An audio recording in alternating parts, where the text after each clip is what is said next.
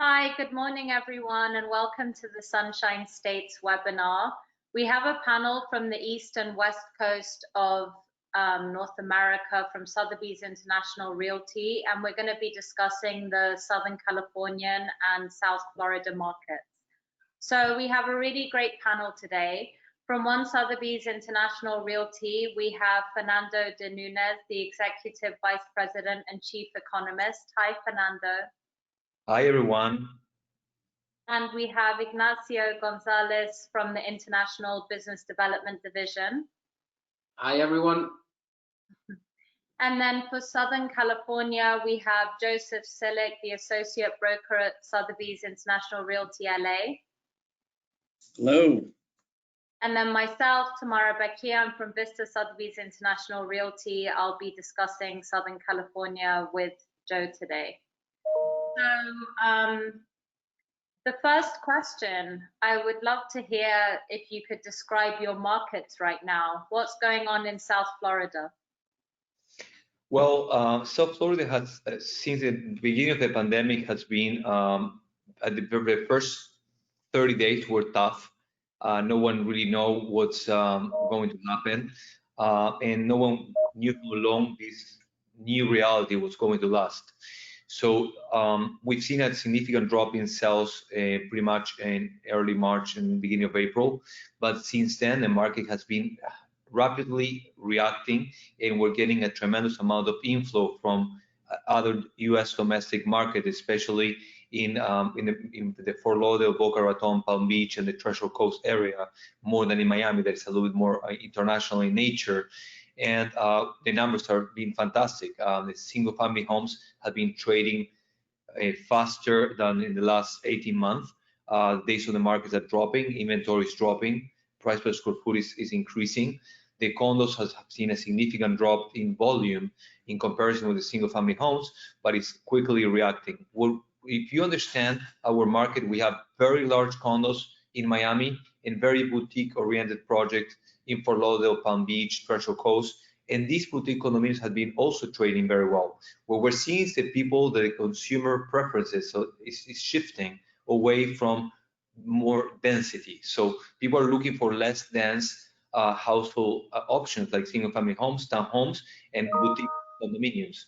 So this has been the main asset classes that have been reacted very favorably in midst of all this pandemic, and we are receiving a tremendous inflow of buyers from the Northeast, especially, but also from other geographies like California, because of our tax structure is so favorable.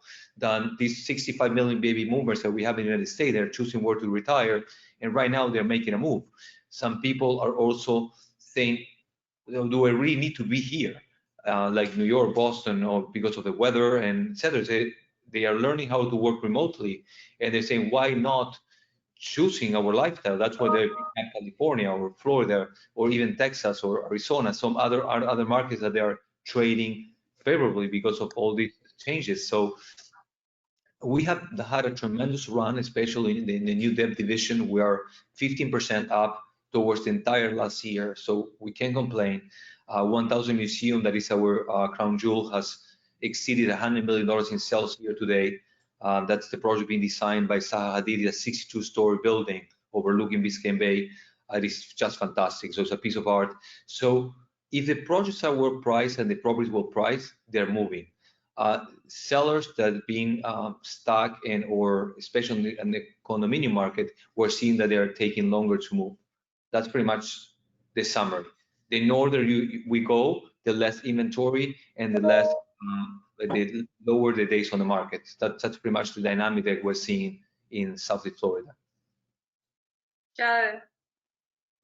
So, in Southern California, we're seeing something very similar in that in May, we had a spike in terms of month supply of inventory, and that quickly came down dramatically within 1 month. And so June was a very good month of sales, and July followed that with a really great month of sales. And so what we ended up seeing was really no price deterioration. And so median sales price in Beverly Hills is consistent with where it was last year at this time.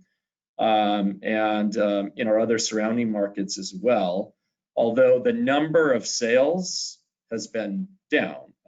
Obviously, during the shelter in place for COVID, sales dropped off dramatically. But even since then, they haven't eclipsed last year's numbers, but we're definitely trending up. But the challenge is we have very low inventory levels. And so there isn't a lot of product to sell in the single family home market. And what that's doing is it's keeping prices up because there are a number of buyers who are motivated to improve their living situation, especially because they're spending so much time at home.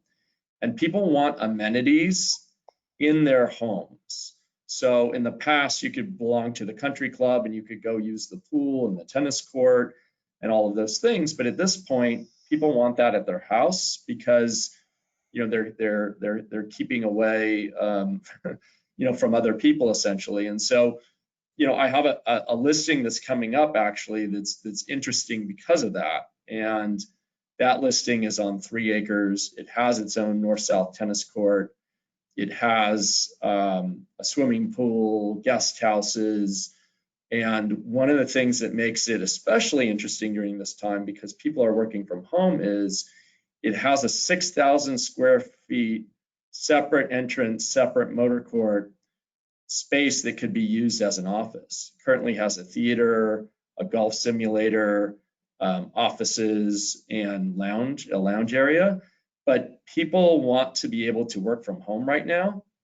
And so that's something that we're seeing that's driving some of this, whether it's a small office that you need at home or something like that, where it's 6,000 square feet separate from your main residence. That's the thing that we're seeing, and people want space. And so, Los Angeles, unlike I think a lot of other cities, we're known for our single family homes. And we have space and we have areas where it's not quite as dense, and those areas are really popular, right now, and they're driving our market. And then what are the main drivers in your markets in general? Miami. Well, in Miami, again, we need to differentiate the 3-county area and the Treasure Coast because there are 4 total different dynamics. Miami, the international market, remains relevant. Just to give you an idea, in 2005, 75% of the luxury condominiums were being acquired by foreign nationals, 75%. Right now, the number dropped to 47, and will continue to drop because of the travel restrictions. So we're seeing more and more people from the Northeast buying and seeing into our market for single-family homes, but the international market has been a little bit more shy than usual during these times. Now, if we go to the Treasure Coast on the other spectrum, there's pretty much what Joe was saying. It's a very limited inventory. The prices are pretty much being very strong and sustainable, and we're seeing very strong interest in that market. Palm Beach pretty much the same, and Boca Raton pretty much the same. Fort Lauderdale is a little bit more mixed because we have still some international component, but a very strong also domestic component. So it's a mixed bag. And also we're seeing 2 different migrations. We're seeing the empty nesters that they used to be living mostly in the west side of our counties, in large homes with golf courses and where they have kids. And all these empty nesters are just moving east, where there's more like an urban environment, where they have more entertainment, food and beverage, et cetera, So they're moving to condominiums with more amenities, but large condominiums. Like we're talking about pretty much 2,500 plus square foot, because they're coming from 4,000 square feet homes. So they don't want to switch the entire furniture. And so they're just picking up something that is more according with the lifestyles. And then we're seeing the new millennial generation that is having a totally different dynamic, because they're becoming now to an age that they're getting married and they're starting to form families. So the overall mentality of the millennials, that it was very free-spirited, they're just moving around, they're becoming more anchored with these new demographics that they're reaching. And so these people are going to larger homes in the suburbs, some of them, because they cannot afford the size to form a family in some of our core markets. There's a very big price differential in here, depending on the neighborhood and the access to the ocean. Just to give you an idea, we have here in Miami 3 main price tags. Oceanfront properties, that new development, there's almost impossible to get with less than 1,000 square feet, up to $2,500 per square feet. Then if you go to the bayfront, we can reach between $700 to $1,100 per square foot on the bayfront. And if you go to the main urban corridor, you're at $650 a foot. So just the spread is brutal. So depending on your means, is very different. That's what we're seeing, that the local population is being pushed west, because the fact that we have such a strong second buyer component in our markets, they're coming, we're competing with the richest people in the world, the people that will live here, correct? So for them, when they're comparing the prices with London, with New York, even with LA, etc., it seems like a bargain. So they're taking these trophy assets by the ocean and by the bay, and the local population, the salaries have not reached the level of maturity to support these household options. So this is a very interesting dynamic that we're living here in South Florida. So, in Los Angeles, one of my sophisticated clients that owns homes all over the world came to me at the end of last year and said, I really want to purchase in Los Angeles because I believe it's going to be recognized on par with the top global cities. So London, New York, Hong Kong, for example, and really believes in the upside of Los Angeles. And I think that there's some reasons for that. Our cultural diversity, our diversity in economy, we have entertainment, fashion, finance, professional services, manufacturing, tech. So we have a lot of industries where you can work from Los Angeles. And education has been a driver. So we've had, Chinese buyers buying because of UCLA, for example, which is considered in Asia to be, one of the top universities for their children to attend. And so Chinese buyers will buy around UCLA. And although some of that has slowed, I did close a transaction with a Chinese buyer about a week ago in Beverly Hills. And in that instance, one of the buyers was actually in China and one was in Los Angeles. And so they were able to see the house in person. And then we shared a 3D with the buyer who was in China. But we primarily have people who relocate to LA as their primary residence, although we do see second home and bi-coastal buyers. But a lot of the buyers who purchase in LA are actually making life decisions to move here. And we're seeing that during COVID as well. And so even from Florida, where you have, really, a great market, we've seen some buyers who just want to make a lifestyle change. And so they're making that big life decision right now. And some of them want to lease first so they can get a sense for whether they really want to relocate to Los Angeles. And others are coming here to purchase. But I think it's just driven by the fact that we've had some time to reflect on what's important in our lives. And I think that some people are making big life decisions right now. And I think that that's really driving our market. And then we have areas like Malibu that are second home markets. And even people who live in Los Angeles own second homes there because it's a beach community. But we're seeing a lot of buyers nationally coming in and wanting to have a second home in our Malibu market. So that's been a big driver. And do you believe it's a buyer or a seller market right now where you are, South Florida? Can you please repeat the question, Tamara?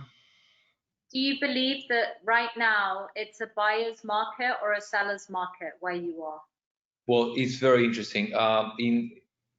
With the exception of 2 or 3 main neighborhoods that's dominated by large condominiums, we feel that there is an oversupply in these specific areas. For instance, Sunny Isles is one of them, Edgewater somehow. So we feel that these are definitely buyer's markets. In the other side of the equation, we feel that single-family homes in pretty much all our territories is being more like a seller's market. I just sold my house in 4 days and at 2.5% lower than the asking price, and I knew that I couldn't push it higher because of the school situation. I need to pull the trigger soon, so I decided not to maximize it. Just I need to make the move. But houses are moving really fast. They're well priced, very, very fast, and that's exactly what Joe was mentioning. And we need to be honest. California and Florida are 2 nice states of the country, so we can't complain where we live, that's for sure. I had the chance to, when I finished college, I went to UCSB in Santa Barbara to learn English. So I didn't manage to get it that well yet, but it was an awesome experience to be in Santa Barbara. It was one of the beautiful places in the country. So we definitely feel that the condo market is still a little bit more on the buyer side, and the single family homes is definitely a seller side. So that's pretty much where a summary of what we're seeing. Joe? Yeah, I mean, I think the same. You know, what's interesting though is I think it's a seller's market because of the low supply of inventory. But the one difference is when you're in escrow right now with a buyer and that buyer finds issues with the property and they want to negotiate the credits to address those items.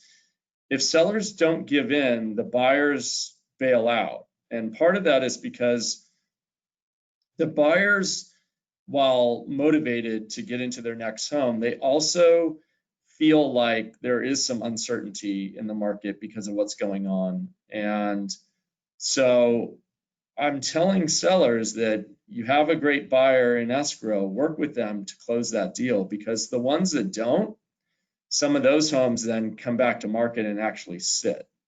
And then everybody says, what's wrong with that property? And it continues to sit and deteriorates in price. So I would say it's a seller's market, but I would warn sellers to, when you have a good buyer, make that deal happen. I agree. And what have been the most significant sales that you've seen in your markets this year? So in South Florida, I think one of the most significant sales which has happened is probably the sale we did to David Beckham at the 1000 Museum with Zaha Hadid, which we have to congratulate the whole 1000 Museum team. We sold the penthouse there for a little bit over 20 million.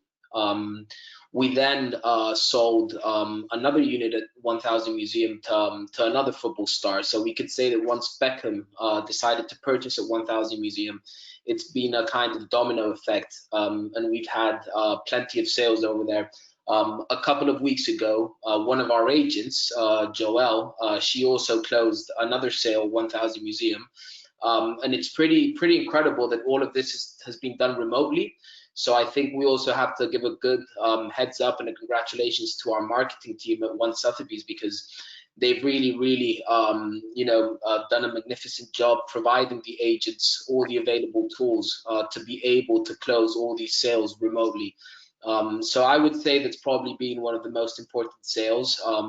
Another agent of the company, Dennis Carvajal, he closed the sale to another singer at the Gables Estates for over 13 million. So I mean, our company has definitely been making headlines across the state with these important sales. So I would highlight those 2 important sales. And then we've had other projects like Villa Valencia in Coral Gables, an amazing project.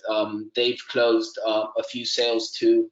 So Fed, I don't know if you want to highlight any other important sale.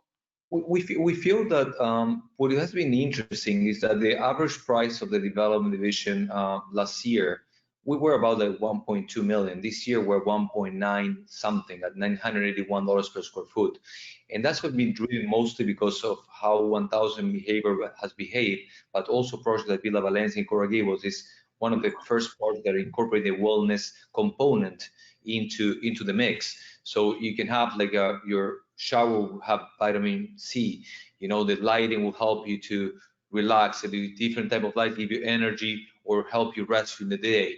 Then you have of course the hypoallergenics filters with AC. So you have so many other new components with these wellness units that are going to be fantastic, and it's very timely.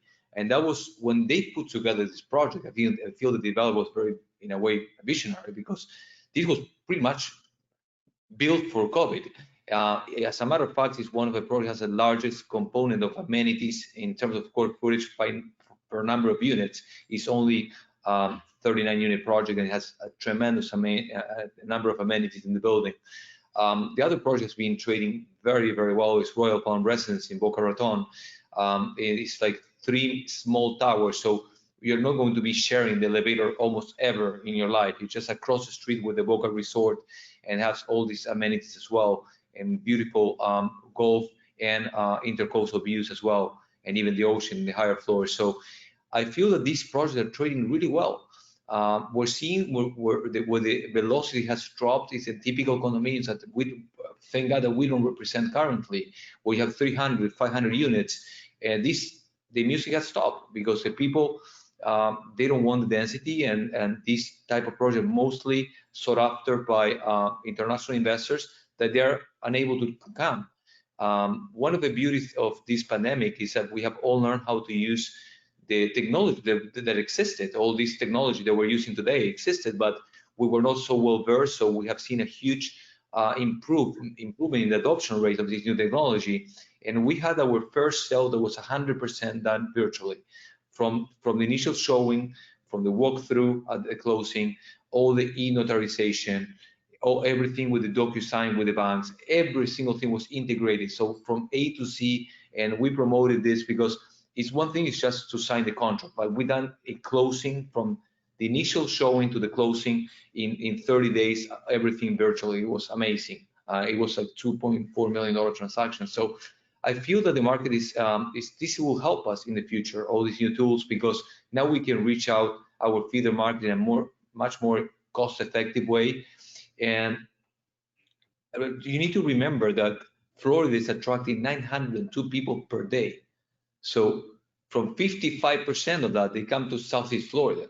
So we need like 400 people. Let's imagine a household of 2. We need 200 units per day to be built. And the entire overall supply of inventory remaining from this development cycle, from Miami-Dade to Palm Beach, is only 3,500 units left. That in a normal year would be like a few months job. This perhaps that would be slightly more. But the other thing that is important is since 2015, the supply of new developments has been dropping, because since the dollar became stronger, the affordability of international markets have dropped. So that's what we're seeing, a big shift in the demand from US domestic and local markets in comparison with international markets. And that has a strong consequence in the type of products that we need to bring to the market. The local and domestic market will going to be going pretty much north of the Broward County line, and they're going to be choosing a smaller type of household living, and that's the reality. So in the new debt cycle that will start next year, we're going to see two type of projects, like boutique condominium project, mostly north and more consolidated areas here locally, like Key Biscayne, Miami Beach, Coconut Grove, even Coral Gables, etc. And we're going to see very large and dense projects in Miami downtown, where it's going to be a very small unit size with some type of rental component. It could be Airbnb or condo hotel, or for instance, we are selling an amazing condo office project in downtown, where you can own your office that is only 500 square feet, and they have 70,000 square feet of amenities for only 137 offices.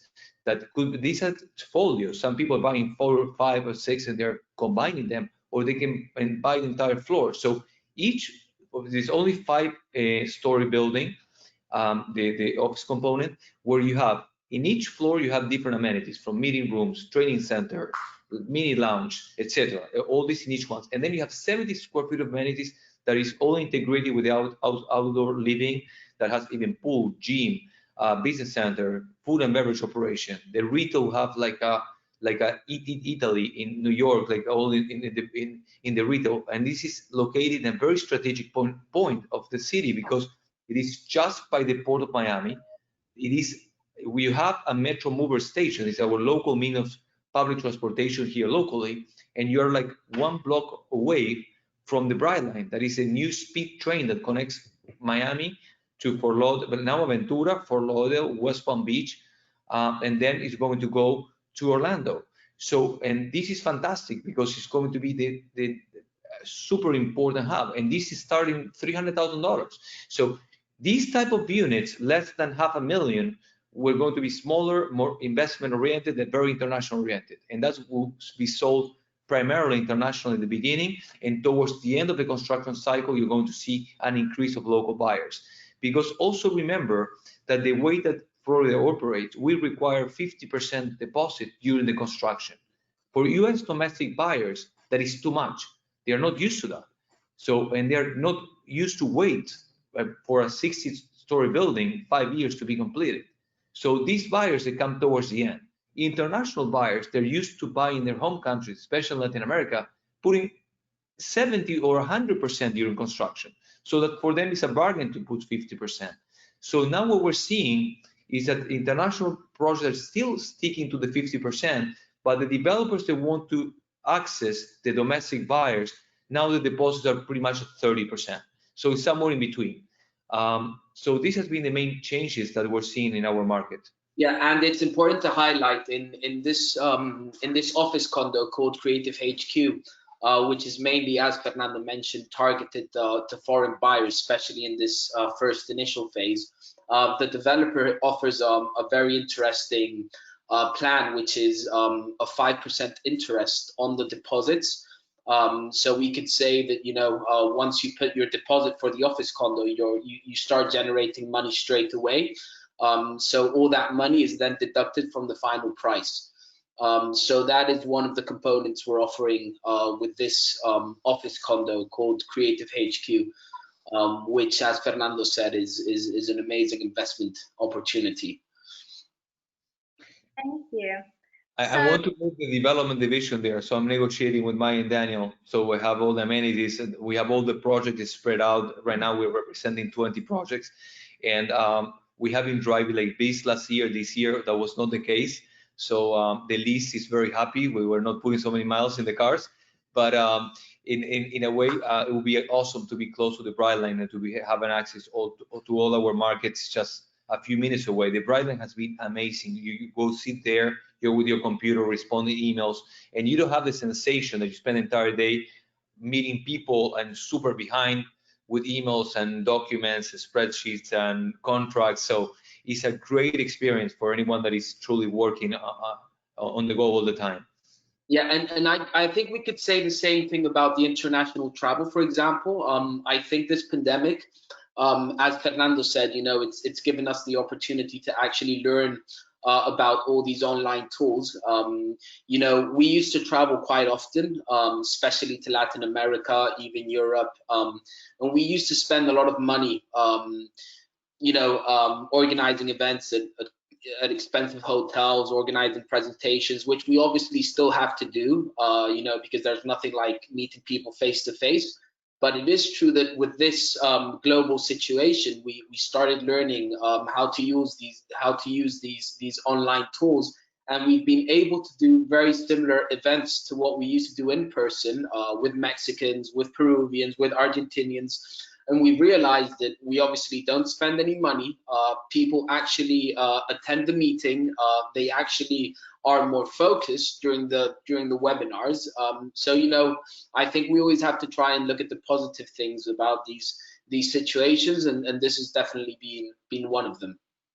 Ignacio, watch out because the developers are going to cut out our budget. So don't be I so won't be optimistic. able to travel so much. No, and also the reality is that we have shifted the way we advertise. We are moving pretty much all our efforts into PR, social media, and digital platforms, where before, as you know, Joe, mailers, events, parties, and especially for new dev was a lot more common. So I guess that this new reality will give all of us many, many lessons, and some of the way we're working today, they're here to stay, and that's the reality. I feel that we're going to get to some time of normality in a few months, but I still feel that these new tools they're here to stay, and we'll all will benefit from it. Yeah, thank you. I miss the parties, Fernando. Me too. Tell me about it. So do I.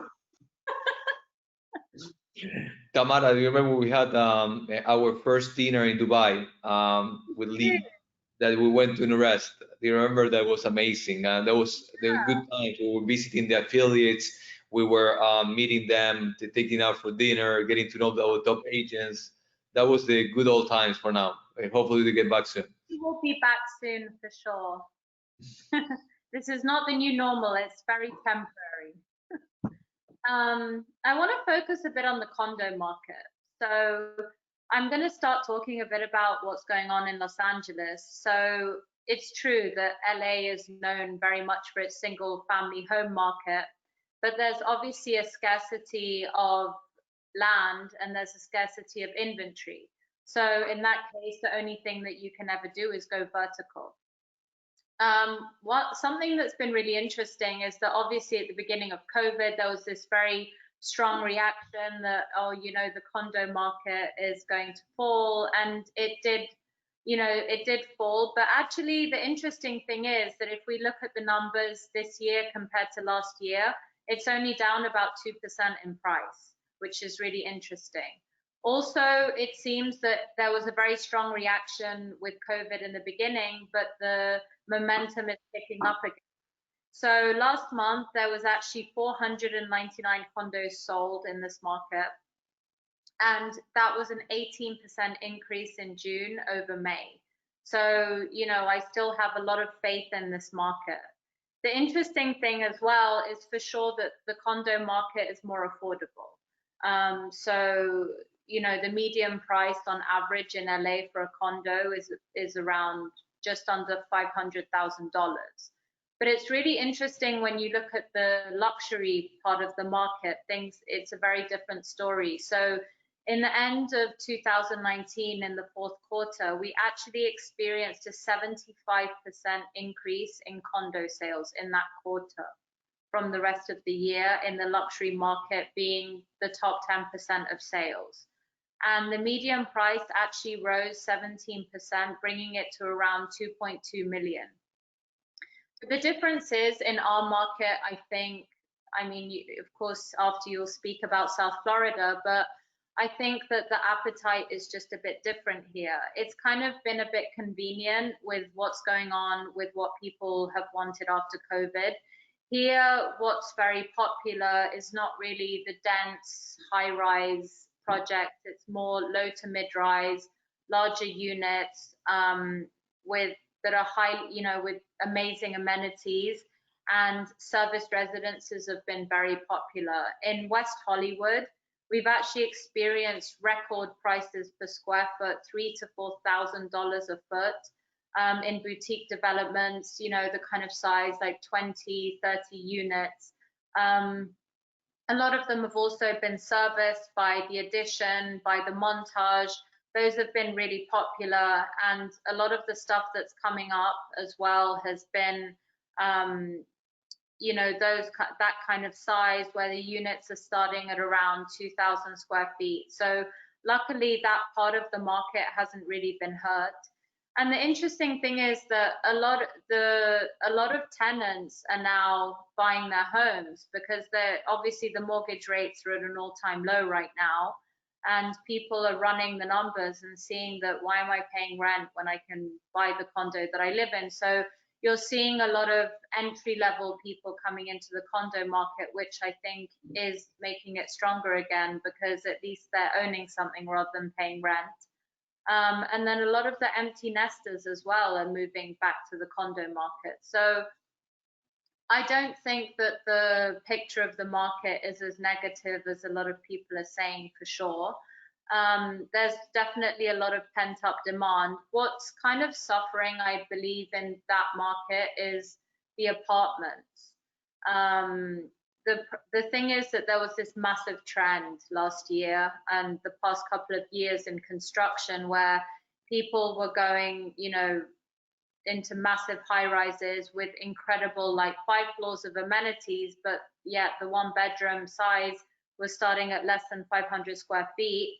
And after people were staying at home in those, you know, shoe boxes for 3 months, I think their preferences definitely changed. And, you know, people, like Joe said initially, even in the condo market and the apartment market, they want more amenities in home rather than having like 3 floors of amenities that they can't really use.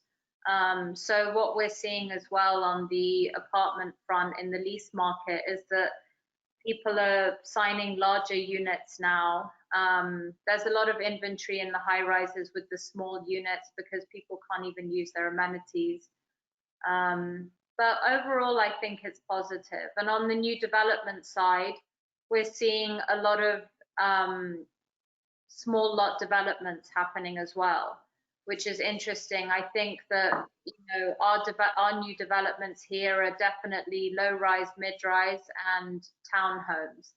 And even international buyers are buying those here. So we're even seeing that 74% of our international buyers are actually buying townhomes and not condos. So I thought that was pretty interesting. What's happening in your market in South Florida, in the condos? So I was very surprised because pretty much I was concerned when all this started, of course, and I was freaking out. I was, how we're going to show properties. I mean, we have no sales galleries, we have no walk-in traffic, we have all the typical tools that we use to market. They were not there. We need to send all the people home.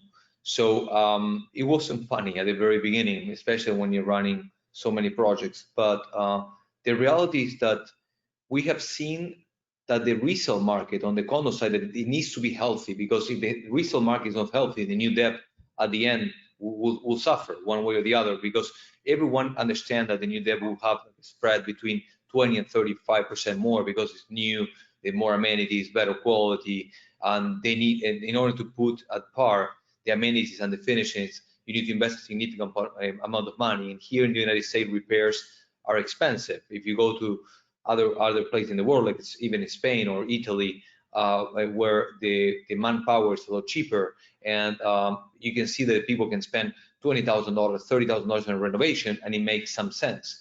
Here in the US, $30,000 takes you nowhere. So everyone understands it's $100,000 to $150,000 difference for a new debt. The issue was that at one point, the spread between new debt and the resale were becoming too wide. And that was becoming dangerous.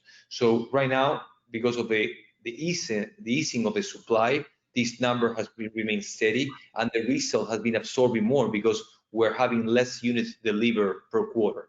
So we're estimating that in the next 3 years, we're going to have a massive pent-up demand building for the condo market, locally, but also internationally. We are expecting the international, the foreign exchange of main feeder markets will start to recover, because China is expected to grow at 9% next year. It's a huge recovery. So they will start buying more commodities from mainly Latin America. Commodity prices will go up, exports will go up. So that will help to balance the trade balances, and the exchange rate will go up. In terms of the dollar will go down, and the local currency will go up. So we're going to gain for the building next year. And in 2021, we have almost no new developments coming from the next 3 years. It's going to be extremely limited. So we're going to see a bigger absorption on the resale market. We're going to see some price appreciation. Construction costs will not go up significantly, because of the world economy as it is. So we feel that the market will get back in 2021 in the second to the third quarter of next year. We're seeing the condo market reacting extremely positive. Just right now, we're in a very specific moment in time that there are good opportunities to buy, but these will start to disappear. I was shopping a condo for myself, and I was very cocky. Yeah, I'm going to put offers 20 down, and well, it was not the case.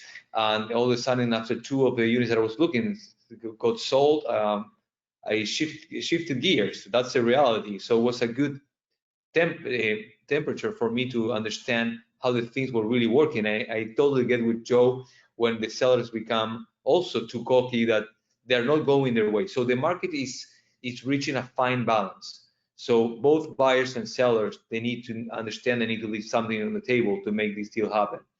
And in these conditions, we're seeing an absorption increasing in the last 2 months, and that's very, very important for us for sure.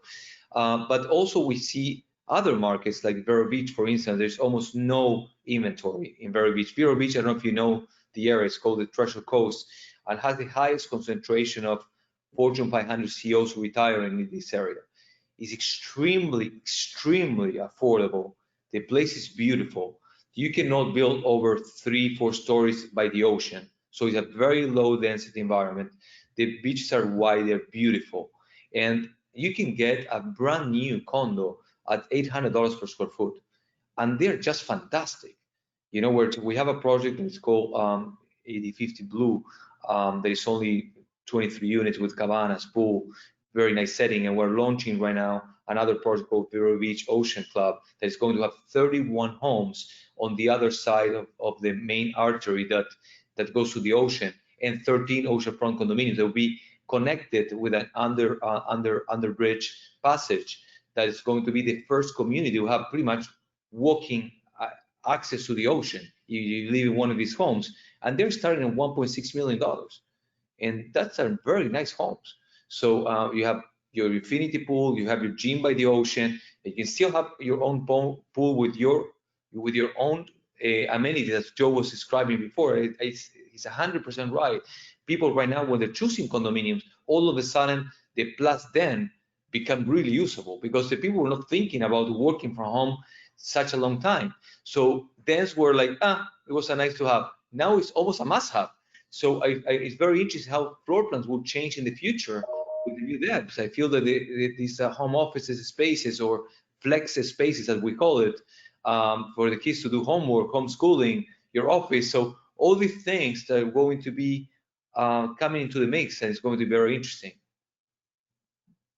So what's happening with current new construction trends in your market?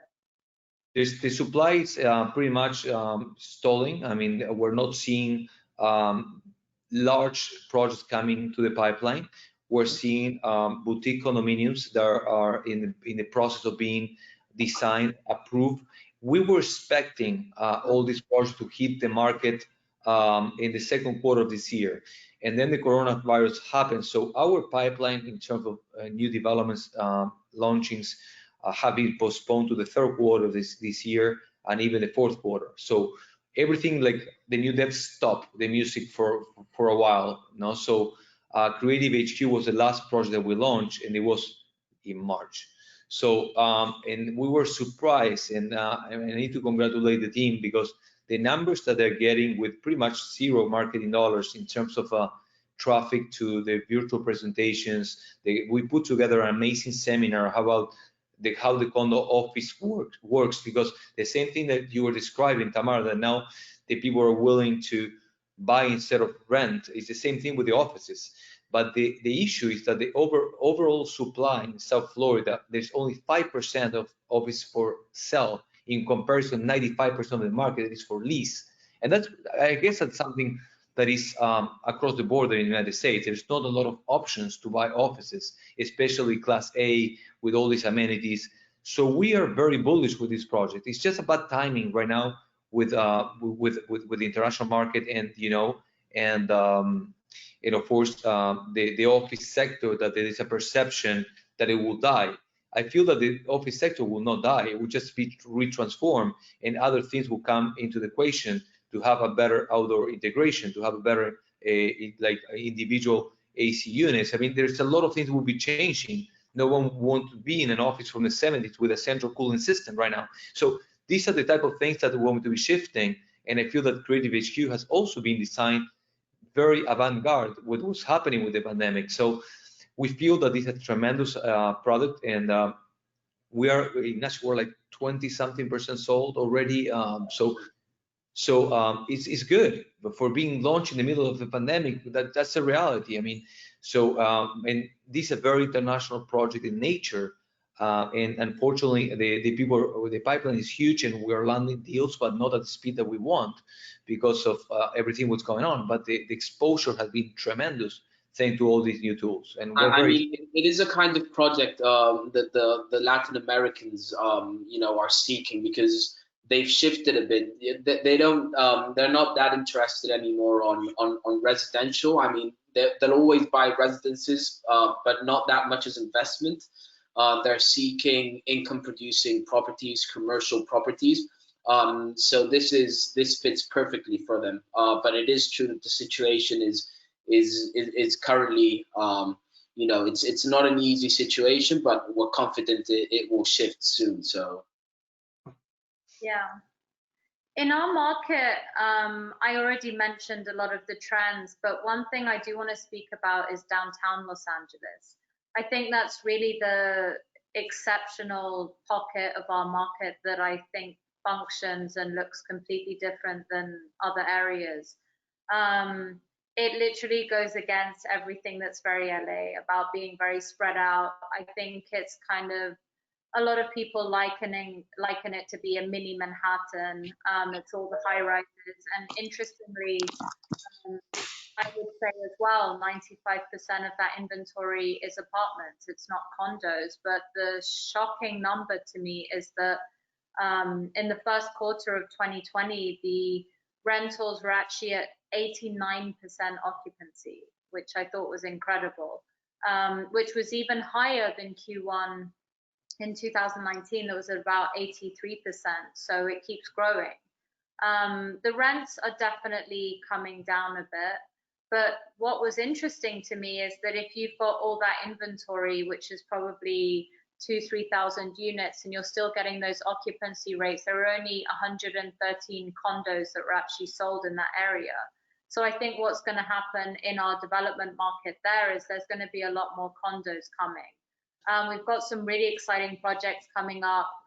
Related Group, of course, who did Hudson Yards. I know they've done loads of stuff in South Florida and all over America. They're doing a project right now that's designed by Frank Gehry with an Equinox Hotel, with amazing condominiums, and there's about 2 million square feet coming in of retail in that area. There's also going to be a big extension of the Staples Center and the Convention Center. An Apple store, a huge flagship Apple store, is coming in the historic core. I mean, if you look at what happened in New York, like in the meatpacking district, that's kind of where it started, where it got a lot trendier and a lot more expensive. Stores like Theory are all coming in, so it's getting a little bit trendy.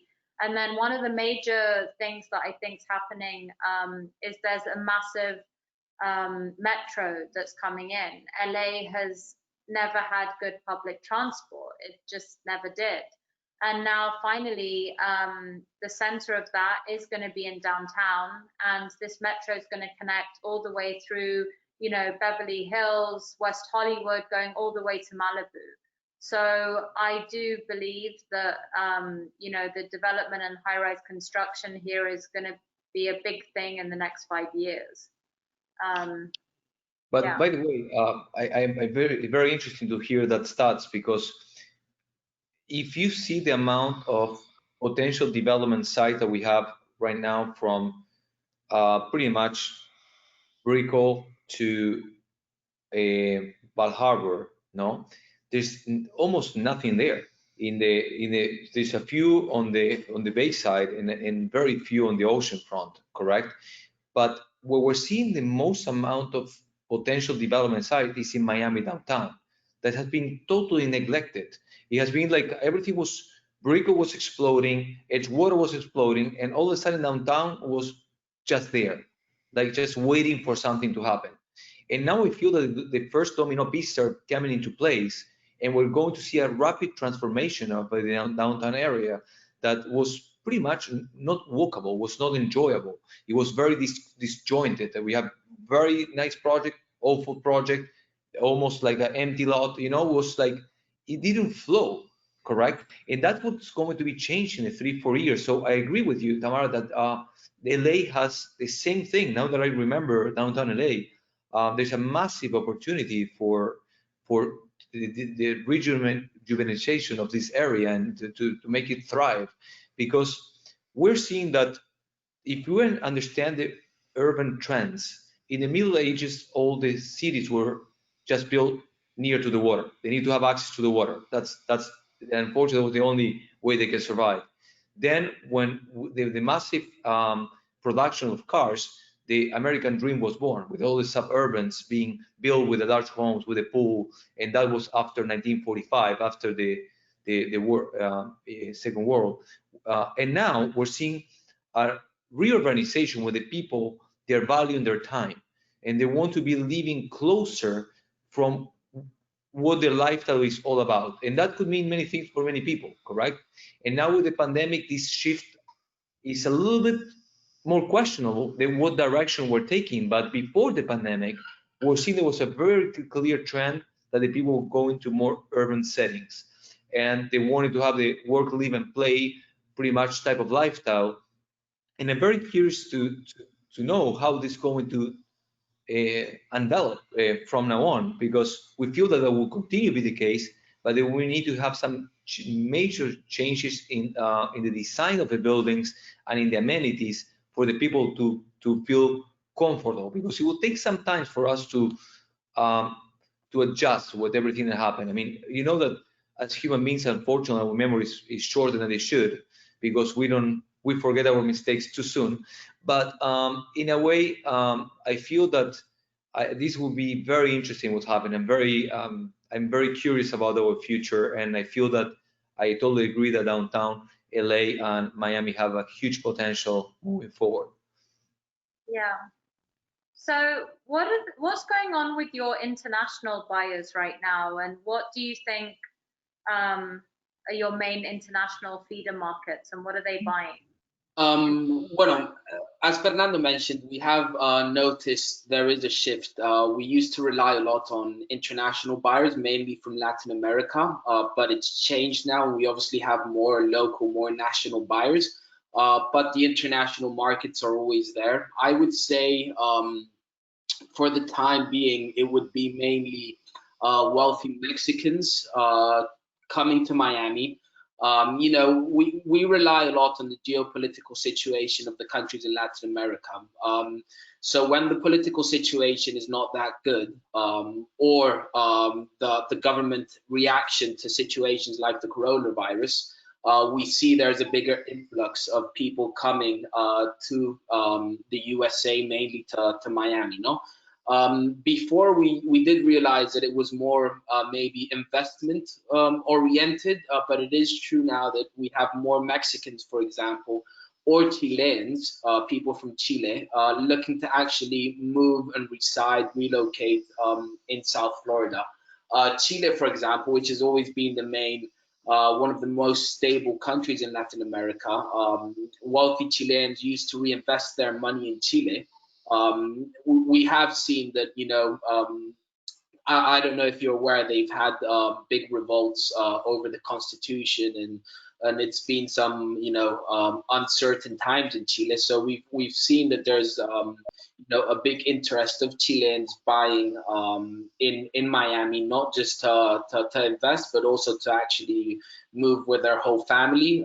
As I said, Mexicans are also a big market for us, and I would say that you always then have you know, Argentinians, Colombians, You know, the ones that have the possibilities of actually moving here, they do it, and the ones that can't actually move here with their families, they like taking money away from their countries and investing here. So I would say that is our main feeder market currently. So adding up to Ignacio, you mentioned Asia, how important it is for the student housing type of options, no, for the UCLA. Here we have that has been improving the ranking significantly. FIU has built a tremendous amount of different programs to attract international students, and we have now the Kellogg MBA, the International Kellogg MBA master degree that is in Coral Gables here in Miami. That is executive, is the #1 executive international MBA in the country today. We have in Babson College opening. There is a grad school in the Brickell area as well. So the same thing that you're seeing California attracting Asian market for student purposes, we're seeing somehow the same type of trend happening from Latin America. So the people are trying to bring their kids here. As Ignacio was saying, some of the political instability, safety reasons, etc., they're making people to make life decisions in terms of where to migrate. Of course, since the Trump administration, the immigration, in a way, options were more limited than in the past in terms of the H-1B visas, investor visas, the increase of the minimum requirement for the EB-5 program. So there's several things that have curbed down that part of the demand segment, but we feel that it's still there. It's still important. We don't talk much about Europe, but Europe has become a very important market for us for many years. We're seeing Spain, Italy, and France are three main markets for us, especially in each neighborhood is different. For instance, Sunny Isles, we have a very high concentration of Russian nationals. If you go to south of Fifth, the French and Italian love south of Fifth. The same thing that Coconut Grove. It's a totally different feel. That's the good thing about Southeast Florida. We have so many different options. If you're a golfer, you go to one place. You want boating, you go to another place. If you want just to be with people speak English, you go a little bit north. So depending what you like, that's a good thing. You can find your Southeast Florida. You need to find it. It's there. I promise you it's there, but you just need to find your perfect match. So that's the beauty of this area, no? That it has so many things to offer. The only thing that we lack, that I envy you a lot, is the mountains. To be in the ocean and seeing the mountains is just beautiful. I feel that California is an amazing market. It's beautiful. The natural beauty is amazing. The only thing that you need to keep pushing is to lower your taxes, guys, because that you'll be killing in real estate. So, but Fernando, it's affecting all of us. Trust me. Exactly. So you just need to keep pushing the local governments to do something about it. So, I feel that we're living in beautiful places, and that's the most important thing. Sometimes, I remember one day there was a joke that resonated to me, and there was a guy just in the middle of the Patagonia in Argentina, just watching the cows, and a guy from McKinsey arrives and said, "Hey, what are you doing sitting there by the tree?" And he said, "No, I have these 5 cows and just milk it, and I just live here." And hey, but why you make them just to get a mail, and then you get like a meeting segment on your production, and then you can just get a frigorific, and you can start selling. Then you can have like a budget store downtown. There's no one there, and the guy said, he said, "For what?" He said, "So you can retire one day and to be calm and be happy." And the guy responded, "What do you think I'm doing?" So sometimes we need to really appreciate what we have in life and where we live, because some people, they will never have a chance to live the lifestyle that we have, and that's a reality. So we need to be very grateful for everything surrounding us. That's very true. Well, I came across something pretty interesting. So, of course, I know that South Florida is the top destination for international buyers in the US. But I discovered that California is actually second, and we're getting 15% of the international buyers. But what's interesting is our demographics. So 50% of our buyers are actually coming from Asia and India. So we're also getting a very different demographic here. So I believe that that's something that's definitely continuing.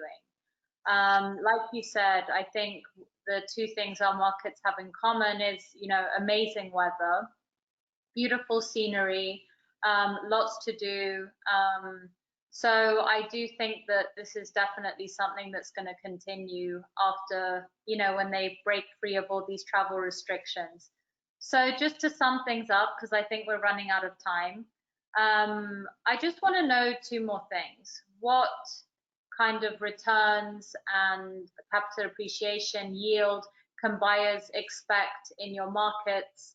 And also, what do you see are going to be the hot places that people should be investing in the next 5 years? Joe, you want to take this one? Joe, go ahead.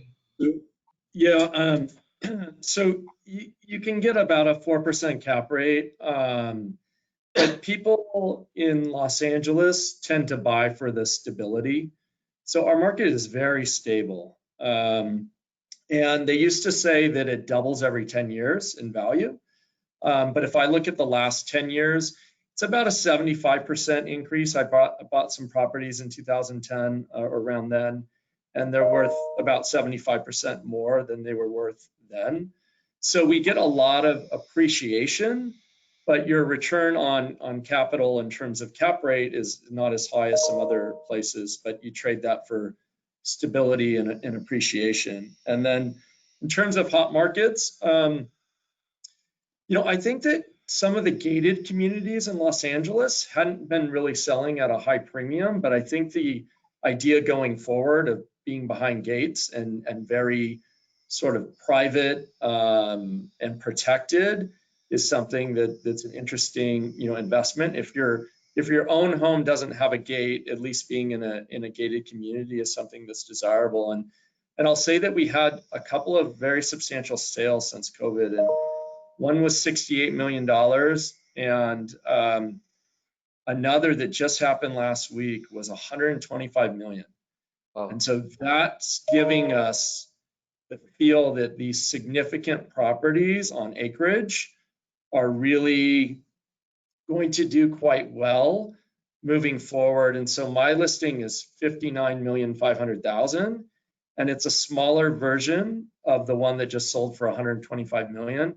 And so that's given me a lot of confidence that those type of properties are going to do well. And then there's on the opposite side of the spectrum to, you know, $60 million properties, we have some areas that, excuse me, are up and coming, and you can get properties in around the $500 a square foot range. And a lot of the artists, when the artists move into a community in Los Angeles, that's where you want to buy. If you're a first-time home buyer, because those communities start to become very popular and they start to get cool coffee shops, and then all the millennials want to move there. And so there are a couple communities in Los Angeles right now, one being Frogtown and another one Leimert Park, where it's on the very low end of our market, but it has huge upside potential in the next few years. So those are exciting markets. Thanks. So the SP index in the last 10 years has appreciated about 5.6%. That is the median sales price.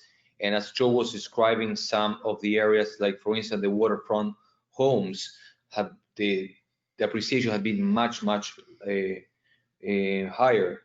So what I always tell the people that we live here is that if we don't get a piece of the ocean or bay views now, in 10 years, we're not going to be able to afford it. That's the reality, because our salaries will not double. I can tell you that much. I wish that would be the case, but I don't expect that to happen. And also, where we are in the second home capital of the world, we're seeing people from the Northeast, from Latin America, from Europe, all these billionaires and millionaires coming here, and they just want to be by the ocean. So the spread in price will continue to increase the closer we're with the water. And that's why I also have the same thing which Joe was mentioning. I feel that going north and to have a piece of the action in Boca, Palm Beach, Jupiter, Vero Beach, right now by the ocean, as the new airport expands, the Bright Line opens the new stations, and all this will bring a new appreciation to these communities up north in the coastal area. Here locally, I feel that there's a lot of new neighborhoods emerging, like Wynwood. There's specific pockets in Coconut Grove and Coral Gables that have a tremendous upside potential as well. But I feel that Miami Beach, there's such a limited potential development sites that I feel that it's going to be very good value. Also, I feel that Key Biscayne, that has been falling disgrace a little bit because of the lack of international buyers, you can still buy existing inventory at very attractive prices. You can buy an oceanfront condominium that is not perfect, but you can buy it for $600 per square foot, $550, and it's a tremendous value moving forward because of the public school, the access to the golf course, and all the beauties of the area. I feel that has good potential moving forward. And I feel that on the urban corridor, I don't feel that we're going to have a lot of appreciation in the next 3 years, but then I expect a stronger appreciation after that. And so I feel that we're going to have a cap on the $700 per square foot in UDEV in the urban setting, and while there's no cap in the oceanfront. If you have a branded residences, like you guys was mentioning Edition, we are representing the Edition here in Miami, and we have one penthouse remaining.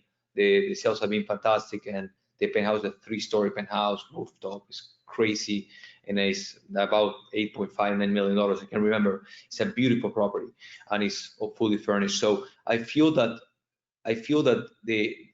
definitely anything that is close to the water will continue to appreciate. That's for sure. That's the safest bet for us.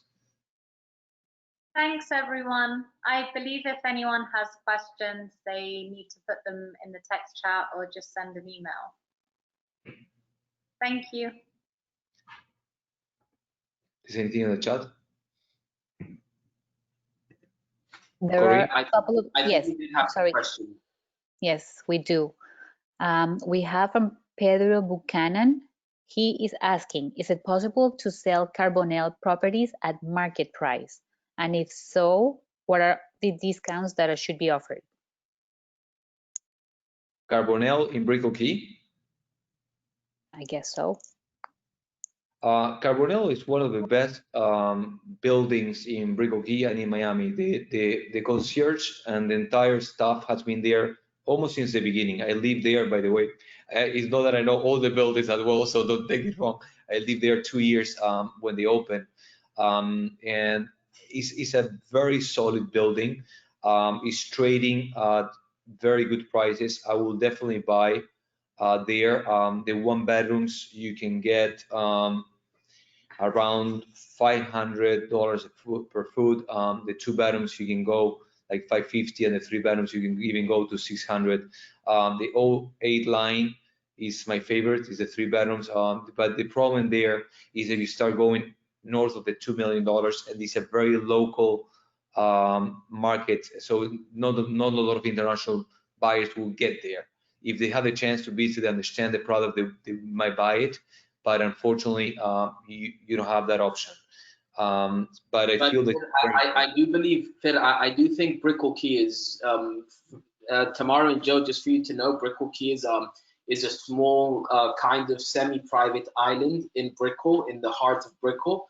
I live in Brickell Key also, and I purchased there with the idea that maybe in 10 years time, I don't know, Fernando, correct me if I'm wrong, but once all the inventory is actually sold in mainland Brickell, I do think Brickell Key is going to become, an important island area in mainland Brickell. So I think it's a super good investment. The island in general. I agree. The island in general is undervalued.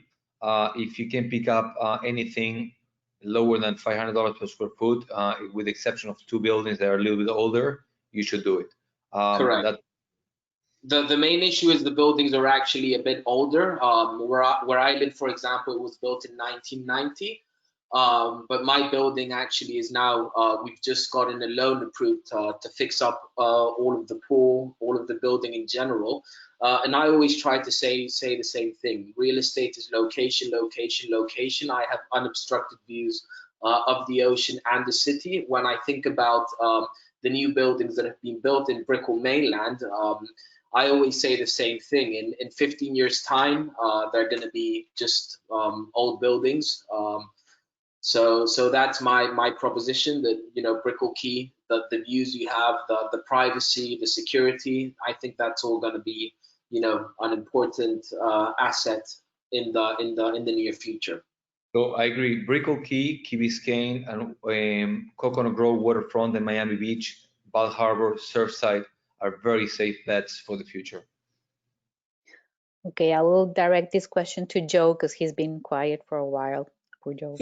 So somebody's asking if we feel that the market is more a catch-up from 3 to 4 months of COVID rather than normal market. This person says that they personally believe the stock market as well as the real estate market is not at sustainable levels given COVID impact.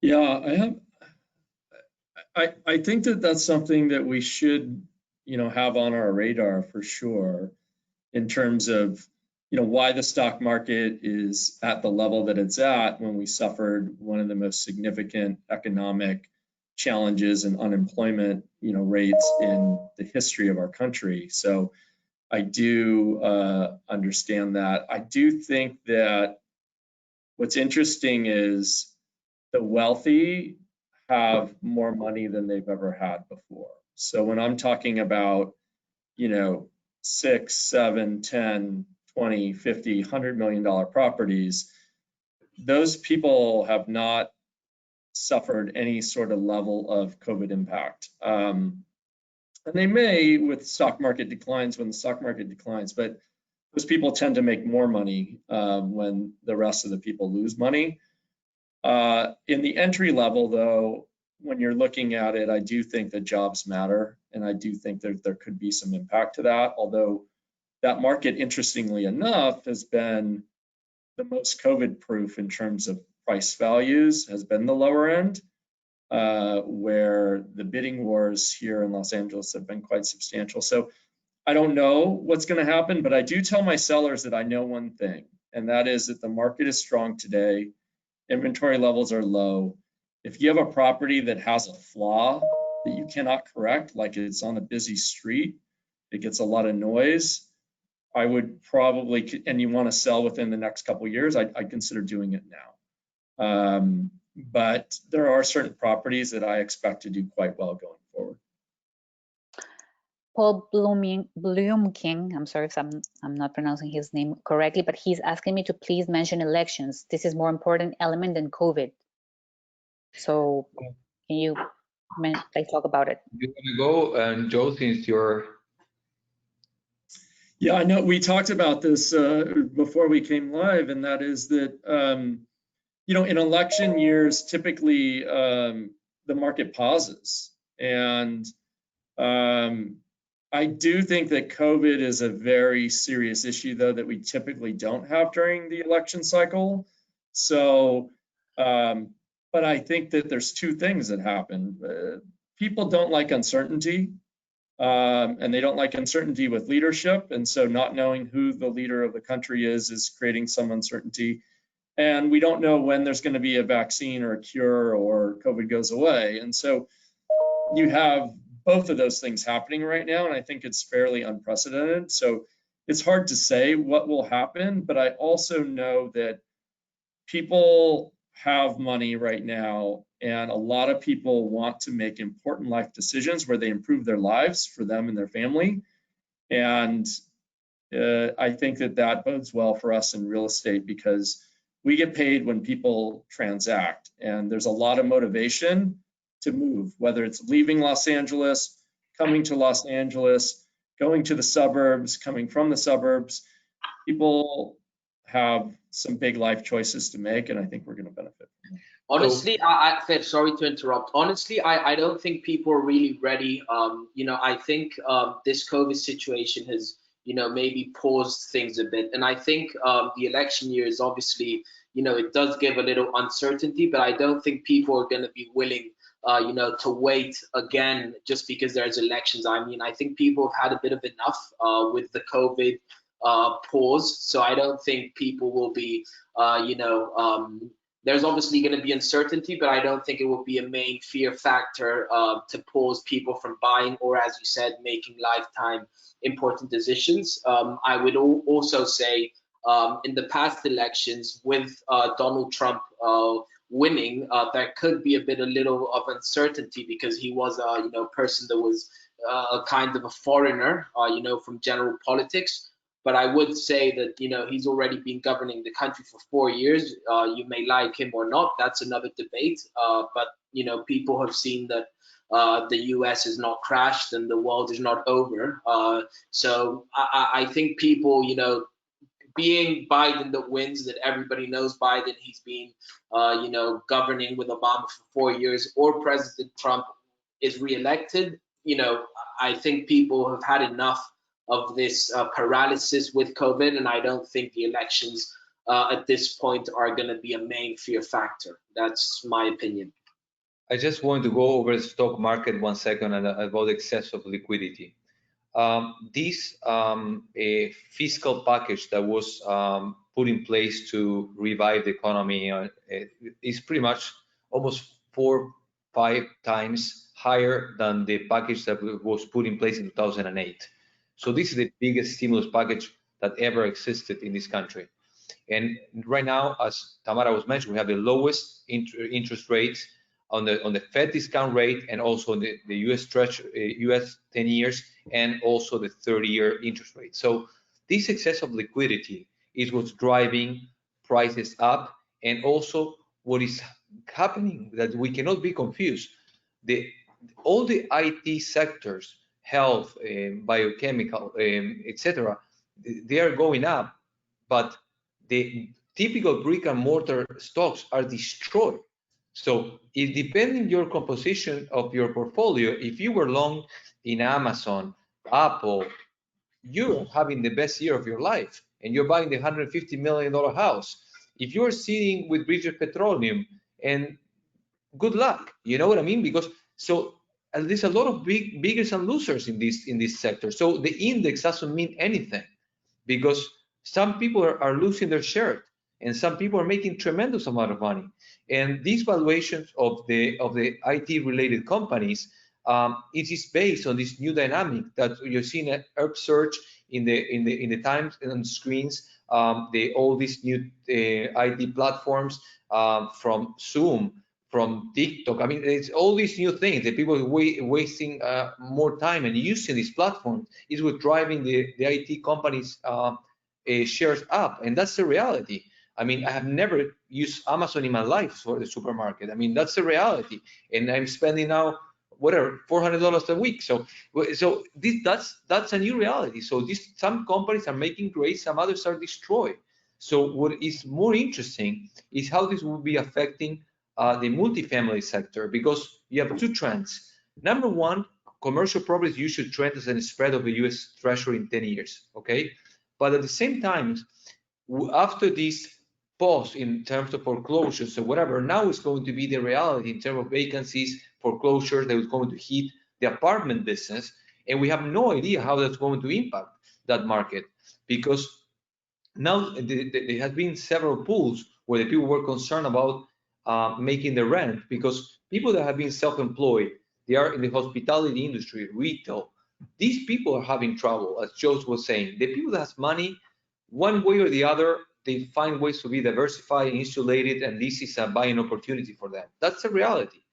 So I'm more concerned about the apartment complex and the commercial real estate loans and than anything else. But I know that these low interest rates and the refinancing will make a lot of money available. So I feel that eventually everyone will float, even by having some difficult times in between. Thank you, guys. I don't think we have any more questions, but he just finished with a statement saying that the COVID true impact will be felt in 6 months from now. I think that's a reality. Can't ignore that. Well, So guys, hopefully in thanks. 6 months we'll have a vaccine and a cure, and we're going to be having a lot better time than now. But so I wish everyone have a great week. Tamara, great job. Thank you for putting this together. Joe, a pleasure always to talk to you. Ignacio, thank you as well. And let's do that more often. That was fun. Thank you, guys. Keep in Thank you. touch. Thank you. Thank you. Bye. Take care. Bye. Bye.